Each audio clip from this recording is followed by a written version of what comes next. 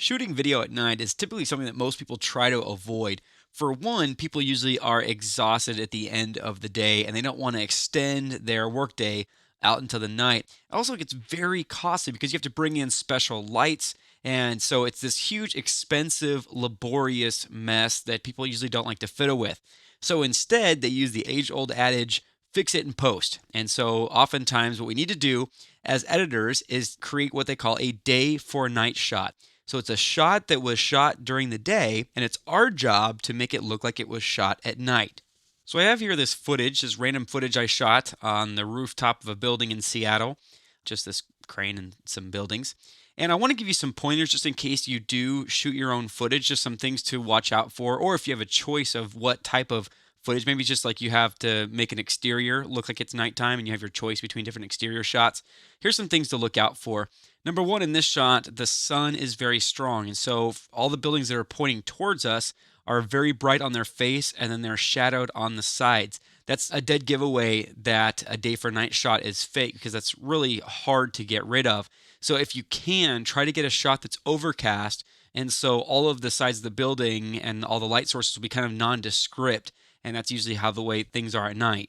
Be aware also of any other things that might give away that it's daytime. For example, really bright reflections and glints and highlights and things like that that are very obvious that it was taken during the day. Now, we're using this footage, even though it's kind of technically bad footage because the sun is bright here, as I mentioned, and there are shadows on the sides, because if we play our cards right, if we fiddle with the colors just right, then we could kind of make it appear that this is just kind of moonlight and this is just the direction of the moon at the current time. So the first thing I want to do is apply the fast color corrector effect. We're going to do this just because we don't really need complex color adjustment here. I'm just going to drag this center point of our color wheel, just drag it to blue. And what I'm trying to do here is create a nighttime shot, but you might want to create kind of like a sunset day for night shot, in which case you'd probably want to tint things more orange, even a little pinkish, but I'm going for a straight night shot, so I'm going to do blue. And I'm also going to take the saturation level down to about 50. Now, this does not look like a nighttime shot at all yet, but I'm just using the fast color corrector effect to get our colors where they need to be, and that is looking pretty good there for what it is. And so now I'm going to go and apply the RGB curves effect after the fast color corrector effect. Open this up, and we're going to be working again just with the master curve here. Now, the first couple things we're going to do are probably the most important, and they're kind of quirky. I'm going to go to the highlights on the right-hand side here, and I'm going to drag this straight down. What that's going to do is it's going to make it so it changes the brightest highlight in the image. So it really didn't darken everything so much as it just made the brightest point no longer quite so bright. So if we had it where it was, then all these little white spots would kind of be dead giveaways because usually you don't get that bright of highlights at nighttime. So we're deadening our highlights. And next I want to kind of crush the blacks. At nighttime, there's a lot of things that are very dark.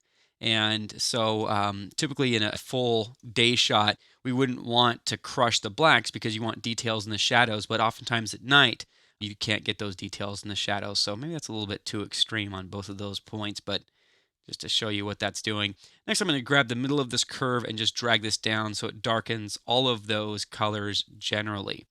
Now, if we take a step back and look at this, we have a pretty good day for night shot.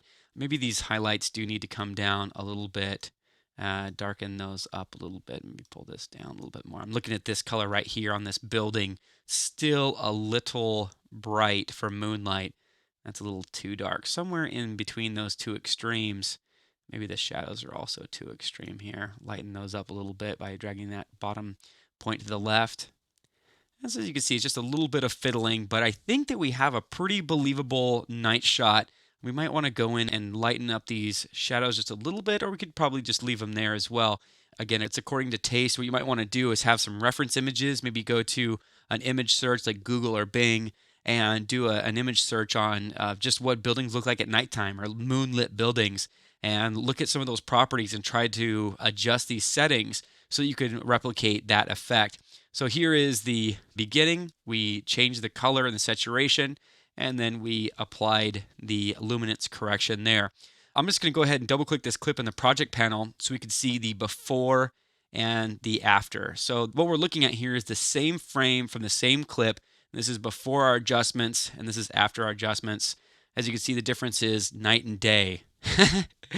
Get it? Night and day because it's day for night. Okay, terrible joke. On to the next chapter.